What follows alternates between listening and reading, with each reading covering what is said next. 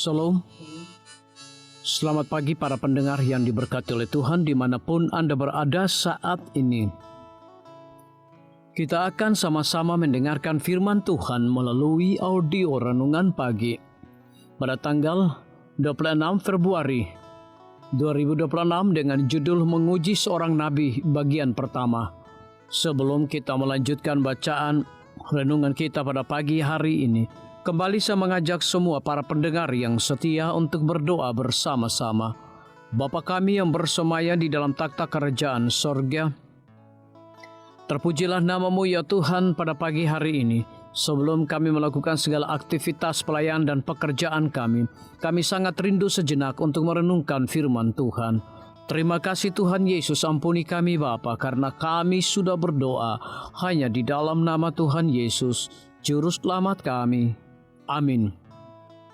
Ayat inti kita terambil di dalam Matius 7 ayat yang ke-15 hingga ayat 16. Demikian firman Tuhan.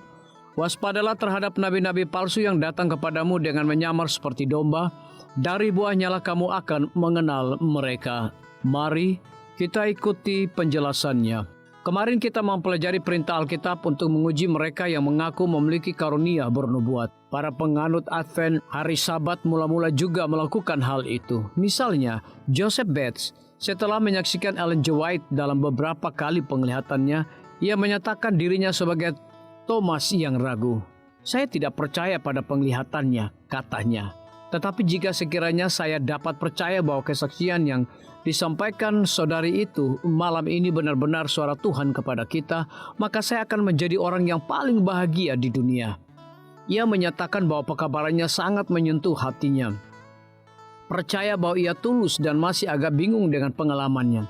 Kemudian ia menulis, meskipun saya tidak dapat melihat satupun dalam penglihatan itu yang bertentangan dengan firman Tuhan, namun saya merasa khawatir dan sangat tertantang, dan untuk waktu yang lama tidak mau percaya bahwa itu lebih dari sekadar apa yang dihasilkan oleh kondisi tubuhnya yang lemah dan sakit berkepanjangan. Walaupun ia memiliki keraguan, ia tidak mengabaikannya begitu saja. Dengan latar belakang ajaran Christian Connection, ia setidaknya terbuka terhadap gagasannya bahwa karunia-karunia Roh Kudus dalam Perjanjian Baru, termasuk karunia bernubuat, akan tetap ada di gereja sampai kedatangan Kristus kembali. Akhirnya Bates memutuskan untuk menyelidiki apa yang diyakini Ellen sebagai karunia ilahi atau karunia bernubuat itu. Ia menulis, "Karena itu saya mencari kesempatan di hadapan orang lain ketika pikirannya tampak bebas dari kegembiraan yang meluap-luap, tidak sedang dalam satu pertemuan untuk menayai dan menguji dia dan teman-temannya yang mendampinginya, terutama kakak perempuannya, supaya mendapatkan kebenaran jika memungkinkan." Ketika kita dalam penglihatan, Bates menambahkan, "Saya mendengarkan setiap kata dan memperhatikan setiap gerakan untuk mendeteksi tipu daya atau pengaruh yang menghipnotis." Bersama Bates kita menemukan studi kasus tentang seorang yang berjuang antara kecenderungan alami untuk menolak pengakuan bahwa ia memiliki karunia bernubuat dan perintah Alkitab untuk menguji dan menerima apa yang baik. 1 Tesalonika 5 ayat 19 hingga ayat yang ke-21. Kita akan kembali ke perjuangan Bates dalam topik ini. Namun kita perlu jujur pada diri kita sendiri. Bagaimana dengan saya? Apakah pikiran dan hati saya benar-benar terbuka? Atau apakah saya begitu penuh prasangka terhadap atau mendukung karunia tersebut sehingga saya tidak dapat melihat bukti? Semoga Tuhan memberi kepada masing-masing kita suatu pandangan yang jelas dan hati yang terbuka terhadap topik ini. Biarlah bacaan renungan kita saat ini akan menjadi berkat bagi kita semua. Kembali saya mengajak semua para pendengar yang setia untuk berdoa bersama-sama. Bapa kami yang bersemayam di dalam takhta kerajaan sorga, terima kasih Tuhan Yesus, oleh karena firman-Mu pada pagi hari ini memberikan berkat dan kekuatan rohani bagi masing-masing kami. Pada saat ini hamba berdoa untuk pemerintah kami.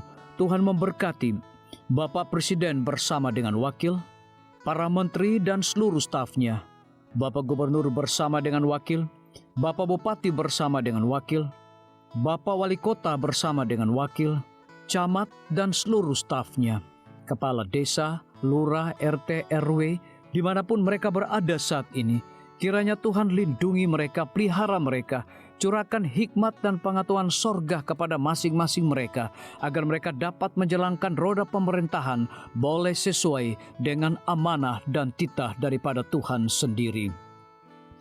Pada pagi hari ini kami juga berdoa untuk para tim medis. Tuhan berkati dokter, perawat, bidan, farmasi, nutrisionis.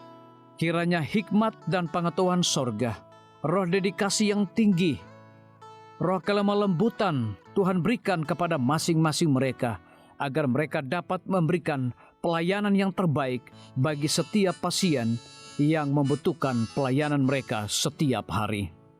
Kami juga berdoa untuk guru-guru, kepala sekolah, siswa, mahasiswa, bahkan dosen di setiap lembaga pendidikan. Kiranya hikmat dan pengetahuan sorga Tuhan berikan kepada masing-masing mereka, agar mereka dapat mendidik setiap anak-anak untuk memiliki karakter Yesus Kristus. Hamba juga berdoa untuk TNI, Polri, PNS, wira swasta, petani, nelayan, ojek online dimanapun mereka berada. Kiranya berkat dan sukacita sorga Tuhan juga berikan kepada masing-masing mereka, agar mereka juga menjadi saluran berkat bagi sesama manusia. Para pendengar yang setia yang berulang tahun saat ini dimanapun mereka berada, biarlah dengan bertambahnya usia, mereka semakin hidup bersyukur dan berterima kasih kepada Tuhan setiap saat. Yang berada di dalam kebimbangan, ketidakpastian hidup, Tuhan berikan iman yang teguh dan pengharapan agar mereka tetap percaya akan janji Tuhan setiap hari. Terima kasih Tuhan Yesus, dengarlah segala doa dan permohonan kami Bapa, dan mau mengampuni segala dosa kami, karena kami sudah berdoa hanya di dalam nama Tuhan Yesus, Juru Selamat kami. Amin. Demikian firman Tuhan yang telah kita dengarkan. Semoga hari ini menjadi berkat bagi kita semua. Sampai jumpa, Tuhan memberkati.